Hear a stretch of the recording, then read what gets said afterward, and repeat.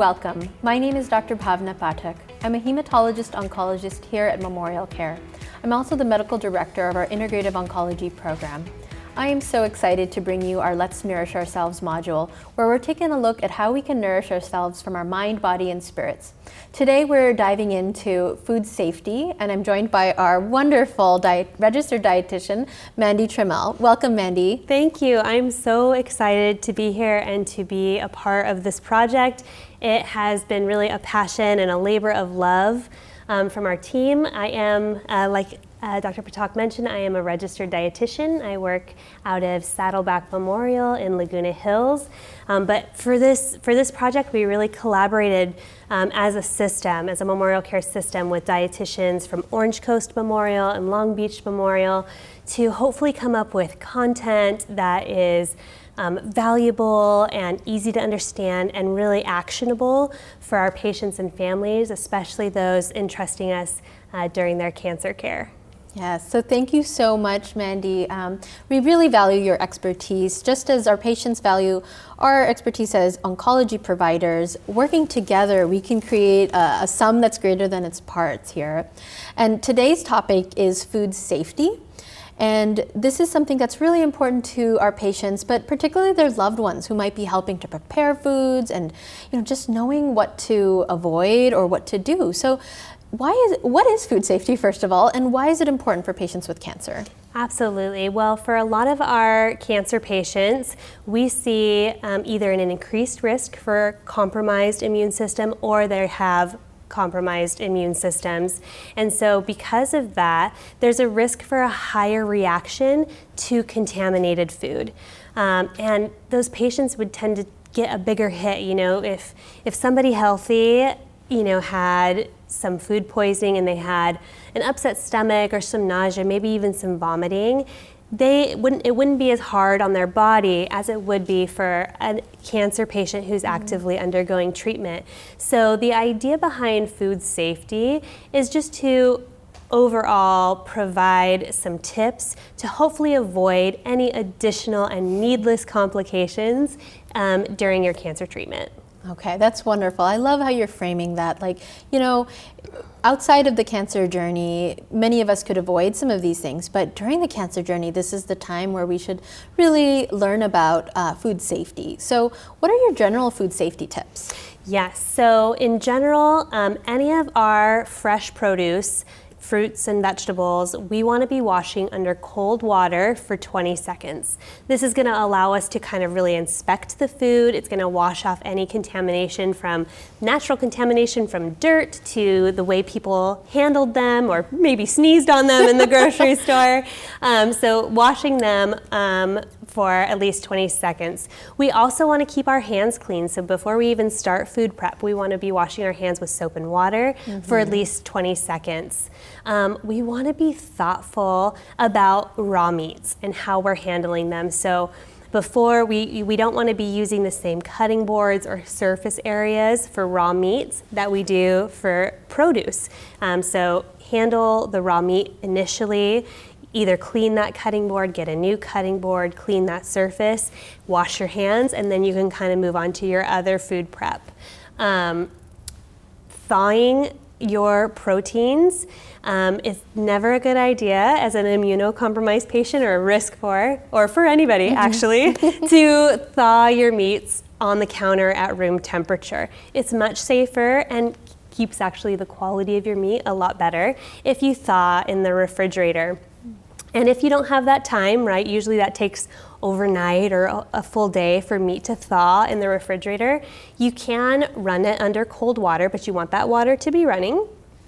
Or you can thaw in the microwave, but if you use either of those methods, you're going to want to cook that product immediately after thawing. You don't want to put it back in the fridge for later use. You're going to want to cook it right then and there. Another tip that I have is to be thoughtful and considerate about the sell-by date of anything that you buy. So this is going to be on any of your packaged items, your dairy, anything that's pre-cut, like if you get a package of, pre-cut watermelon or sweet potatoes, take a look at the sell-by date and make sure that you're well within that range. You want to inspect the food for any mold, rot, imperfections, like, you know, those peaches or nectarines often, or pears tend to get like little nicks in them just from handling. And for you at this stage, you know, as a cancer patient, we kind of want to just stay away from those items. And along with the potential for food being contaminated, supplements and herbs can also be contaminated. So think about, you know, the herbs that you're using when you're cooking. Think about your spice cabinet. How long have those spices been in there? And just be thoughtful about that, and use a good eye when you're using it, and be considerate. Wow, what a wealth of information you are. I wish I had you in my pantry. And you know, what I'm taking from this is something beautiful, actually, through the experience of having cancer, almost taking it down to a ritual, a ceremony about cooking your food, inspecting it, you know, becoming one with it, literally. And you know, what surprised me is that, you know, we can certainly appreciate the risk in meat. We've always heard about salmonella, etc. But nowadays, we're starting to see these same bugs in our produce, fruits and vegetables. So can you tell me a little bit about why, and any tips for fresh produce? Yeah, absolutely. I think part of the reason is a lot of these fruits and vegetables we may not tend to cook, right? So if there's a naturally occurring bacteria there, we may eat it fresh or raw, and so that's part of the risk. Another risk is these tend to be cut. And so when we cut the fruit or vegetable, all of a sudden those cells are exposed, and there's risk for bacterial contamination. So for all of our fruits and vegetables, again, we want to be rinsing those under cold water or running water. And unless it's packaged as pre-washed or ready to eat, then that's already been done for you. But still check the sell-by date to make sure that is still within range. Anything with a firm skin, like a potato, you might want to do a little extra scrubbing. So like I personally have, you know, a little scrubber that I have just for my fruits and veggies, and I'll give it a scrub as it's running underwater, just to make sure I'm getting in those little nooks and crannies. We don't recommend using any kind of soap or bleach on your food. You don't need a specific wash for it. Water will do the trick. Those items are not made for, you know, ingestion or ingesting, so we want to stay away from that. Okay, wonderful. Thank you so much for sharing that information. And I think this is just good general advice, right? Even outside of a cancer diagnosis, Absolutely. You don't need to be adding more chemicals to our food. Just plain water Right. is a really powerful way to help clean your food. Now, what about proteins? Do cooking temperatures really matter? Like, what advice do you have for that? Yeah, I would recommend that every kitchen has a thermometer, a meat thermometer.